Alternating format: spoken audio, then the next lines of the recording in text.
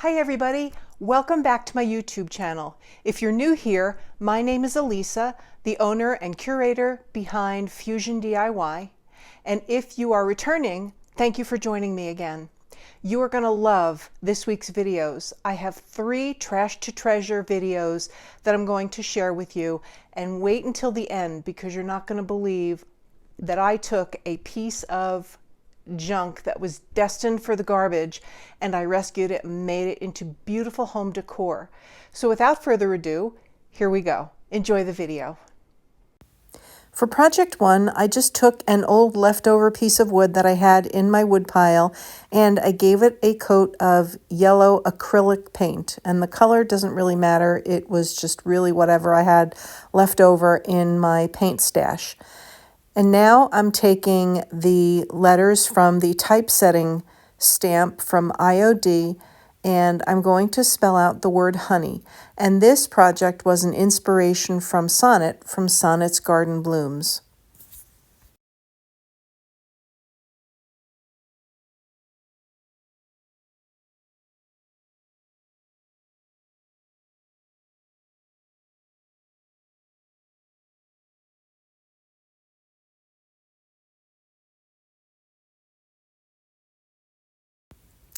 Once everything was where I wanted it to be, I took the extra sheet that comes with the stamps and I simply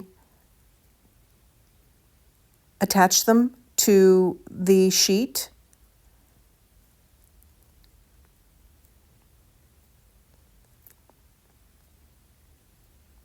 And then I flipped it over and I inked the stamps.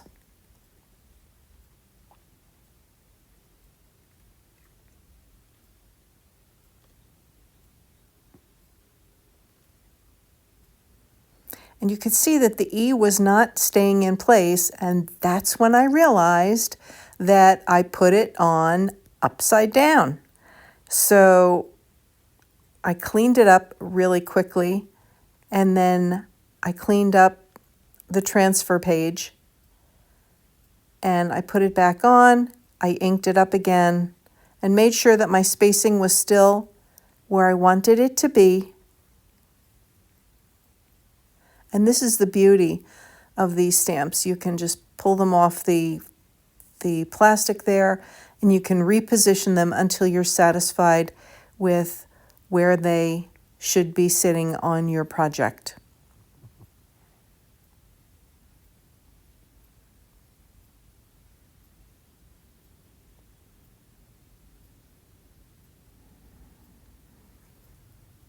Once that was done, I went back and I re-inked the letters. And now I'm going to stamp it on the board.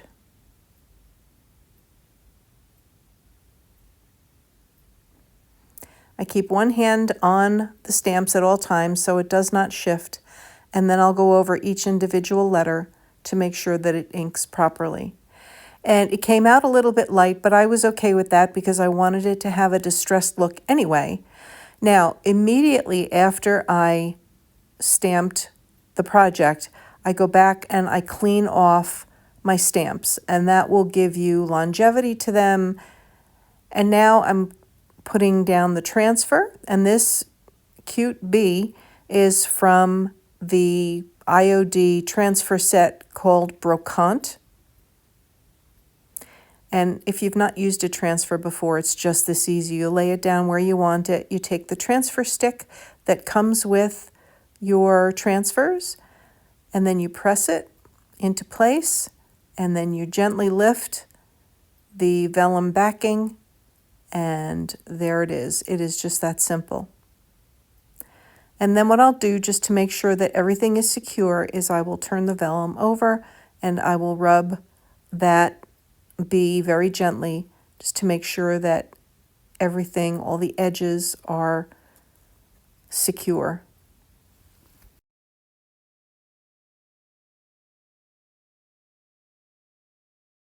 And here it is in my booth. Now this is a project that just about anybody could do. I took a leftover salsa jar that I picked up at Walmart, and I'm sure that most people have something like that available. And then I took my Dixie Belle Slick Stick. The Slick Stick is really good if you're going to be painting on a shiny surface. It gives your paint some kind of grit to adhere to. And so I'm going around the jar and I'm going to give it a coat of Slick Stick.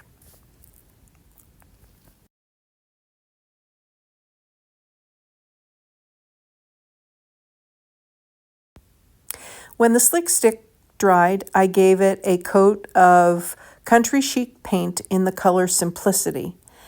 And I'm not overly concerned about the paint job on this jar because I'm going to be covering it with some decoupage paper, and you'll see that in just a moment. Now, one of the first stamp sets that I ever purchased was the apothecary labels from IOD, and I have gotten so much use out of these labels. But this time, rather than stamping directly onto the jar, I'm going to be stamping on a piece of white tissue paper. And once you adhere the tissue paper to the jar, you are not going to be able to tell that there's tissue paper on there unless you turn the jar over.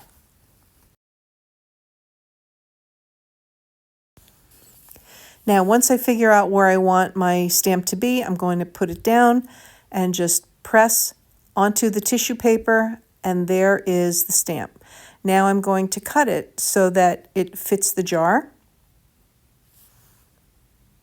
And here I'm just measuring where I want the stamp to be in relation to the front of the jar. And then I'm going to take my Mod Podge and I'm going to give a starter strip, and then I will adhere the first bit of the tissue paper onto the jar.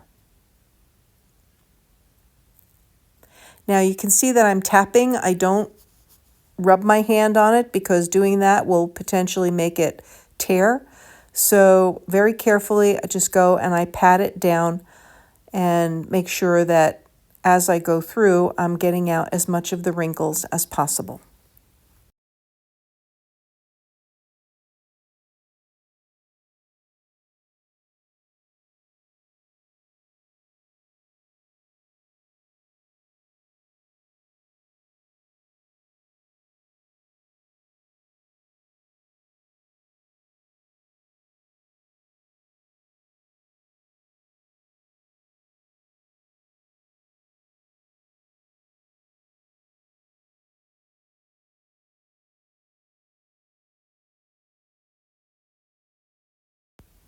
Now I'm coming back and I'm taking my scissors and cutting off the excess decoupage paper, and then I made slices in the bottom and decoupaged the bottom to the jar. And you'll see that when I turn the jar over.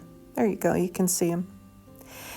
Then once the decoupage medium was dry, I went and I took some jute and wrapped it around the neck of the jar. This just kind of gives it a little bit more of a rustic feel and just adds a little bit of pizzazz to a salsa jar. And what prompted me to do this was I was looking at some old photos of when I first moved into my booth, and I had a couple of these jars and they sold very quickly and I never really did make anything more. So I decided, let me go back to the very beginning and just try to see if I can sell these in my booth again. So I'm making a very pretty little bow, making sure it's very, very tight. And then I'm going to clip the long edges.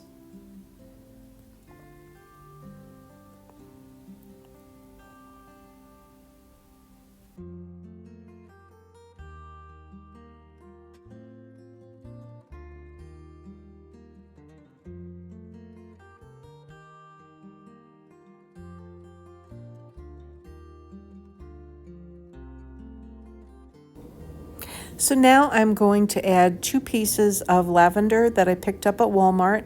And initially when I put these in, I thought it looked great, but after I got the second piece in, I realized it was probably just a little bit too tall for the size of the jar. So I took them out again and I cut them down further, and it definitely looked a whole lot better once I chopped them down a second time.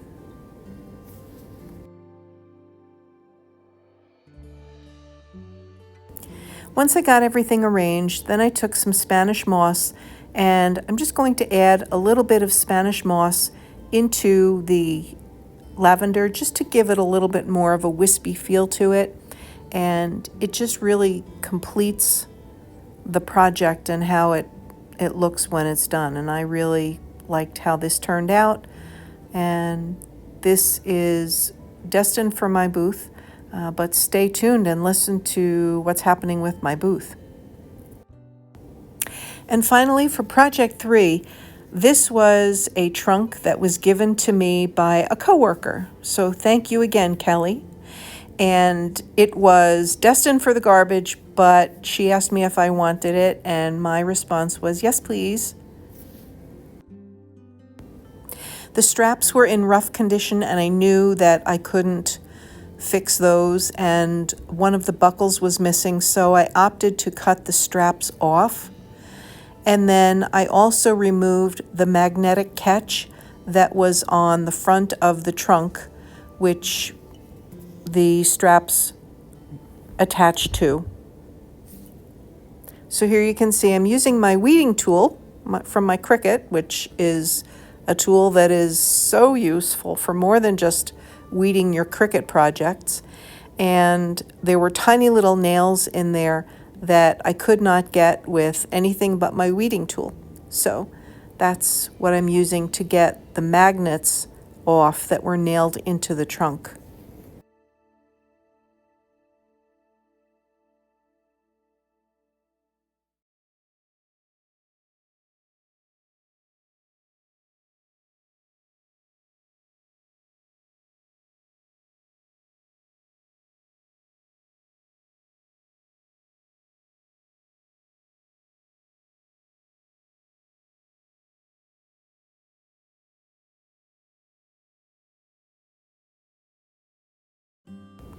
So once I got the magnetic catches off, I took my Rust-Oleum chalk paint in the color Linen White, and I began to paint the trunk.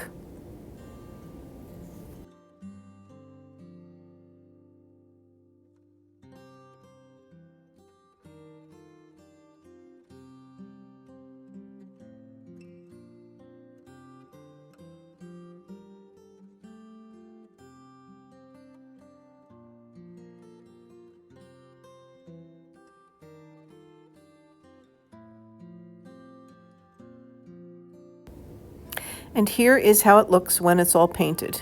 Now, I could have stopped there, but nope. I decided to take some paper napkins that I picked up at the supermarket, and I decided to decoupage these napkins onto this trunk.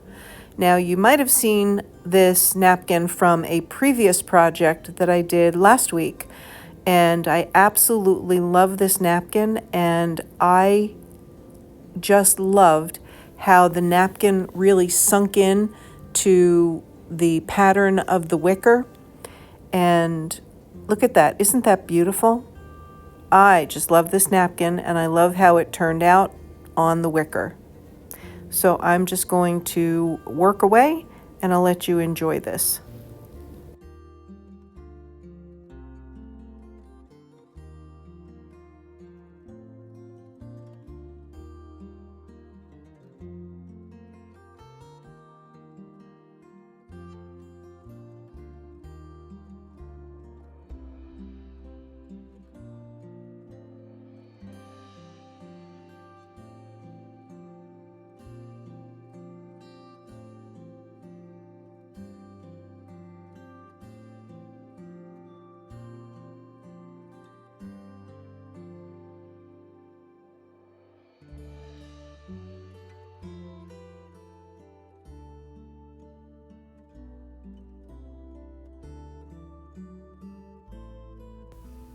So here you can see I'm just taking the napkin and I'm matching it up to the edges and tapping it down. Again, I'm not rubbing because I don't want to tear that paper because it is very fragile.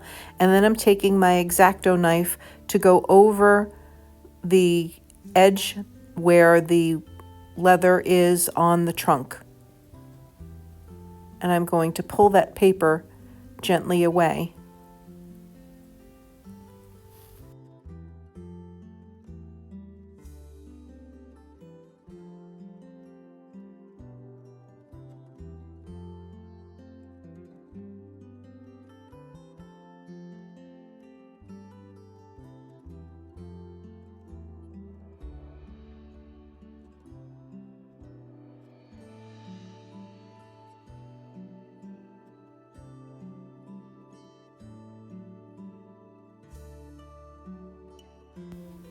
Now, even though the napkin is not long enough to reach all the way around to the back, I am going to piece that, and I think I show you that in the video here.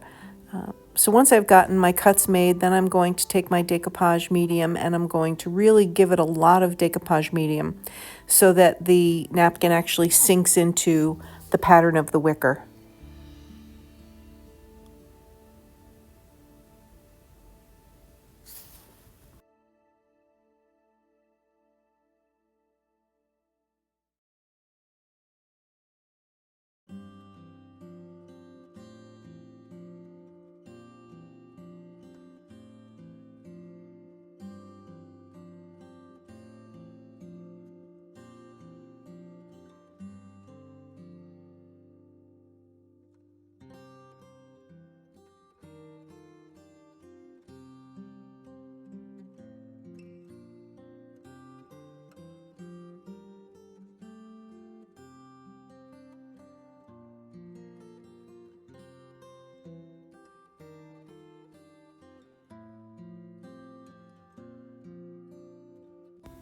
So now I'm giving you a really good close-up of how to just fill in that extra piece there. So what I did was I tore a piece off of the napkin, and don't ever throw away your bits and pieces because this is a perfect example of when they come in really, really handy. So I'm taking a little bit of the napkin and I'm simply going to lay it onto the trunk and just fit it in there.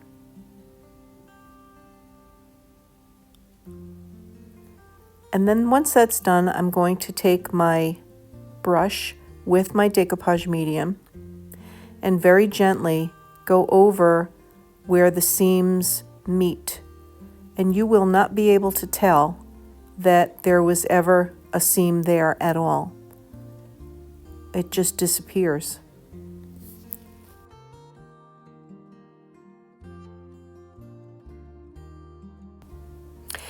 And now I'm showing you how I did the odd shapes across the sides. These are the sides of the trunk. I took my X-Acto knife and I basically just started to cut according to the shape of the trunk. And then I took some decoupage medium just to get it in place so that I could cut it accurately because the napkin was kind of falling all over the place. So this made it just a little bit easier to do that.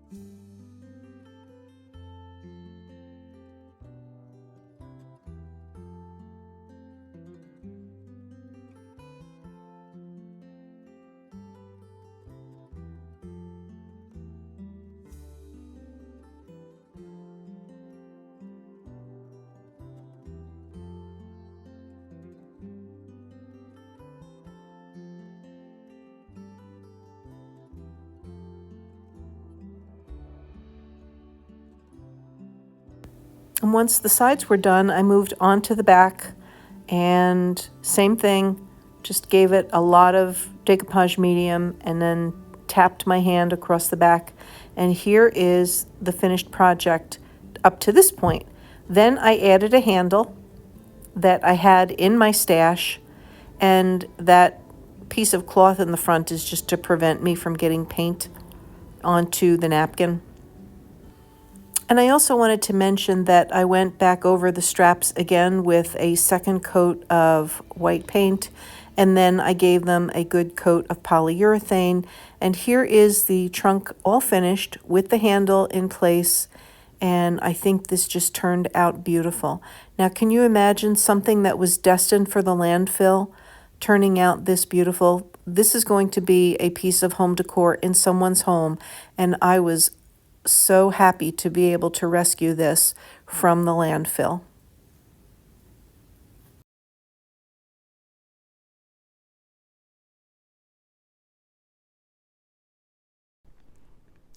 So what did you think of those 3 Trash to Treasure videos? I have to tell you that my favorite project obviously was the trunk, because it took a lot of work, but the results were fabulous, I thought. It is not going into my booth yet, and that is because my booth is going to be moving. As a matter of fact, the whole business is going to be moving. And I'm not at liberty to disclose where that is just yet, but if you live in the northeastern Pennsylvania or northwestern New Jersey area, it is definitely going to remain in that same area. Hopefully within the next couple of weeks, I'll be able to disclose where it's going to be, and I'll be able to give you a preview of my new booth once we move.